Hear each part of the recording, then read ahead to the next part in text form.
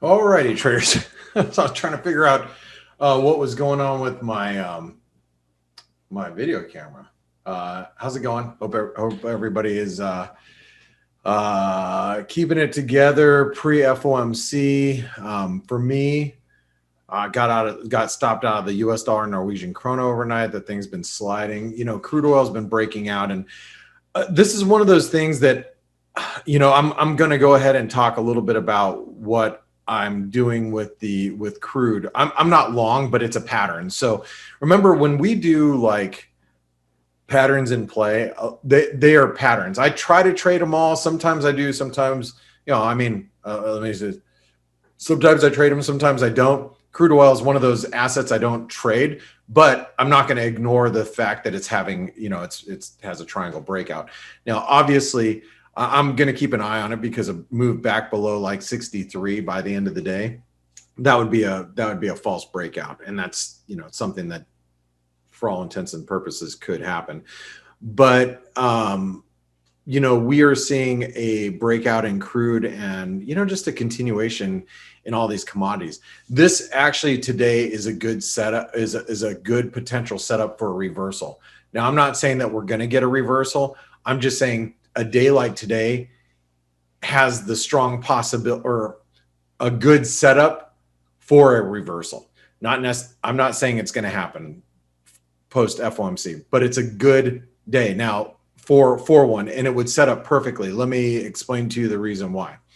Let me pull up the daily sentiment. I don't even know if this is from.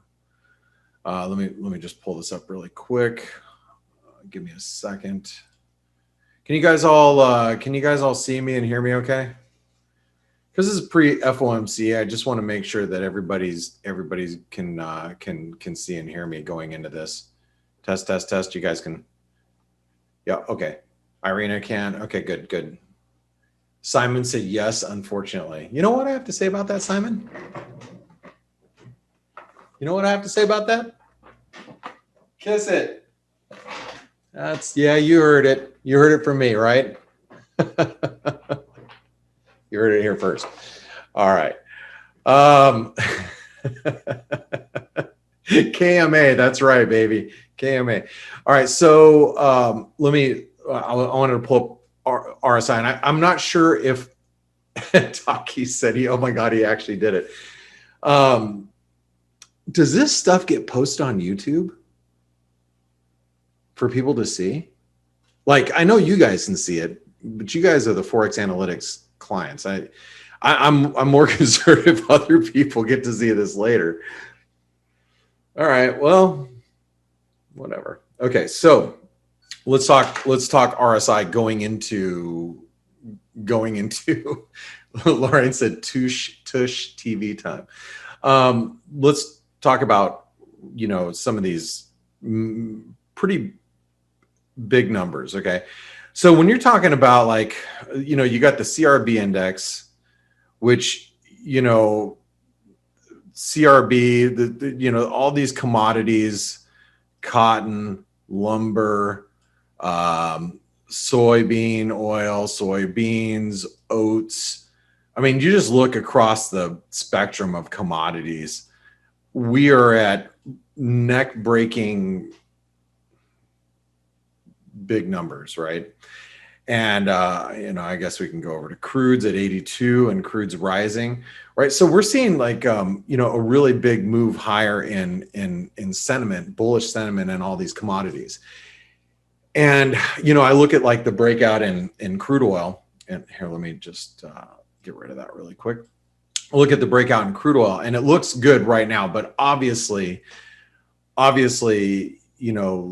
by the end of the day, things could reverse. I have to treat the triangle as a triangle breakout for now, but that's what's also weighing on like, all these currencies like the dollar Canadian's breaking down. We are at the 161% extension of, and also at bias support, I'm assuming. Yeah, 123.50. We're there, right?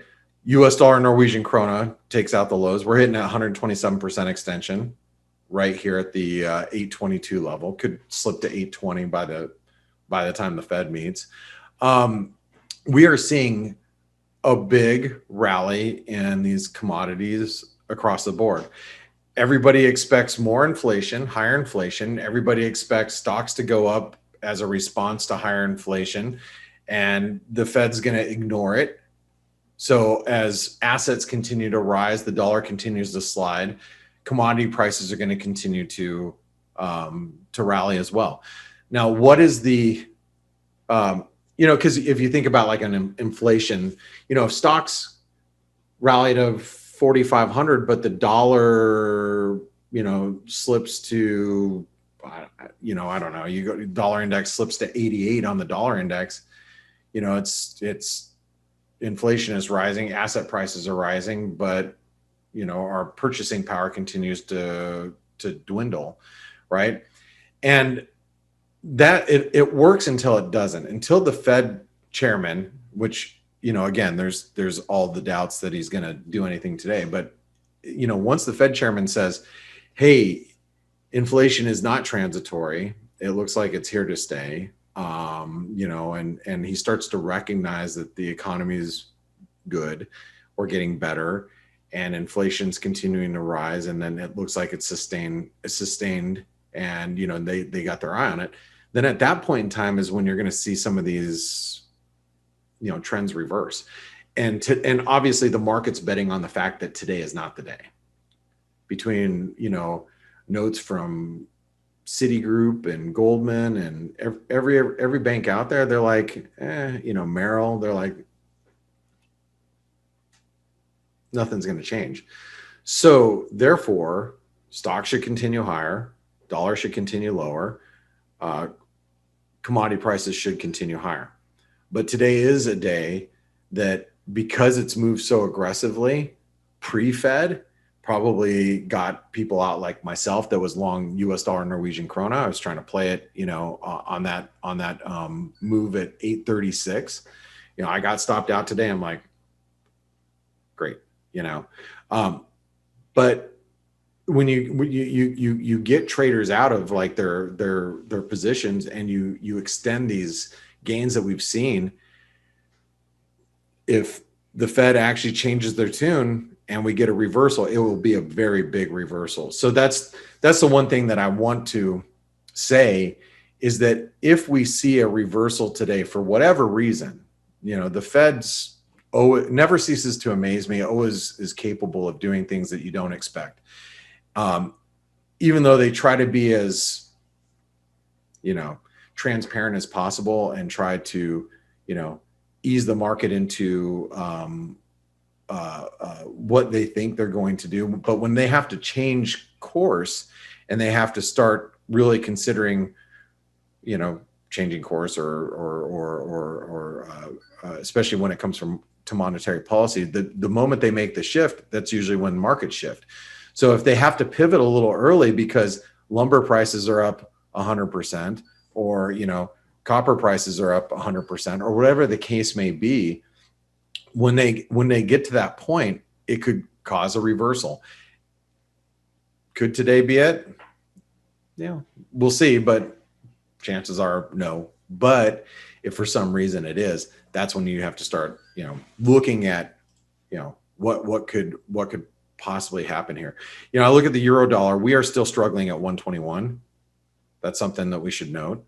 The cable is still in its triangle. The Aussie dollar is still below head and shoulders, resistance. Obviously, if the Aussie dollar starts, moving down below today's lows, that's going to be something to watch.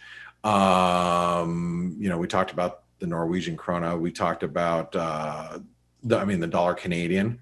Imagine if the dollar Canadian comes down through all these lows here, as we're hitting lows right now, stopping out everybody, right? Stopping out everybody that's tried to play counter trend. So imagine all of these people, myself included, stopped out. And what happens if we reverse back above like 124 today? It shook the trees. So those are things that can possibly happen on a day like today. And, they shake out all the, everybody, and then the market's pretty brutal like that. But I'm not betting on the fact that it's going to happen. You know, I'm sitting here still in the dollar Mexican peso going, hey, at least I'm profitable here, you know, and, you know, have a decent price in the dollar Mex. But, you know, if stocks continue higher, this one's going to eventually roll over too. So, you know, it is. One thing I look at the dollar Mex, at least longer term, at least right now, we're making higher lows, and that's a good thing if you're long. But it's getting weighed down because the commodity currencies and the commodity currency complex is just continuing to push higher.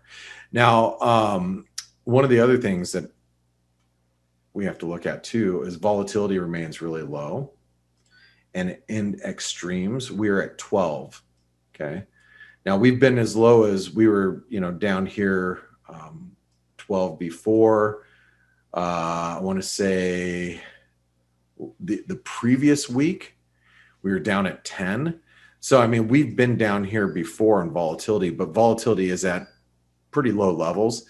And, you know, I would keep an eye on volatility. If we pop our head above like 18 or above these highs here at 1820, then you start thinking, okay, you know, why is the market, you know, why is the volatility picking up here?